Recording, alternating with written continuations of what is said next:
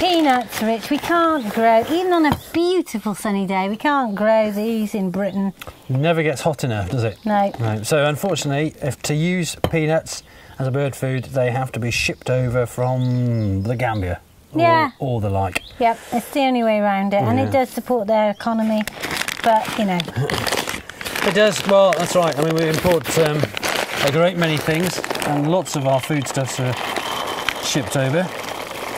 It's probably the most common form of bird food, isn't it, in the garden? Isn't it odd? Got to be. Because you've got all the bird seeds that you can use that are grown here. Yeah. And yet peanuts are the most common. It is. It's, now, anything important about the quality of the nut? Does it matter that the shells, you know, the doesn't matter, does it? I don't think it matters a bit. No. I mean, obviously, it matters how the peanut has been looked after. So and all our peanuts are tested to fine. ensure they do not have aflatoxin. Right. Yeah. Well, aflatoxin. I think there was a big hiatus about aflatoxin a while ago, wasn't there? But the reality is, if the product is stored properly, you won't get aflatoxins in it anyway.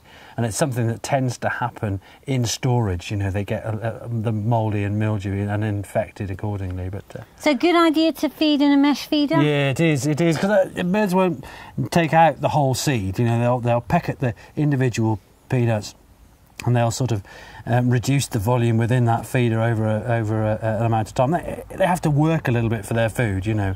Nothing will get wasted. They won't take out a whole peanut and sit on it and peck it for a while and get fed up with it and come back for another one, which is what could happen if you were feeding an open feeder. But do you really need to worry if a few are dropped on the floor? I don't think you do. That a bird will take it away and... Yeah, there was that thing, wasn't there, a few years ago, that people were really worried that the bird would get the peanut and take it back to its young and feed it to its young and choke it to death off the back of it. But it's unlikely that even with a relatively small brain you'd do that, you know, because you do it with anything. I mean, you could do it with a great big worm. Oh, this is too big, but I'll stam it down your throat until you choke.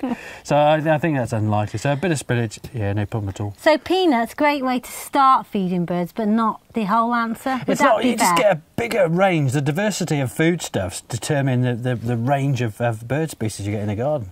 And plenty of protein in them, though. It's a protein-packed feast, really, for a whole range of tits. I mean, certainly your blue tits and great tits and long-tailed tits and things like that love peanuts. But greater spotted woodpeckers, that population of birds has done so well off the back of people feeding with peanuts. Fantastic.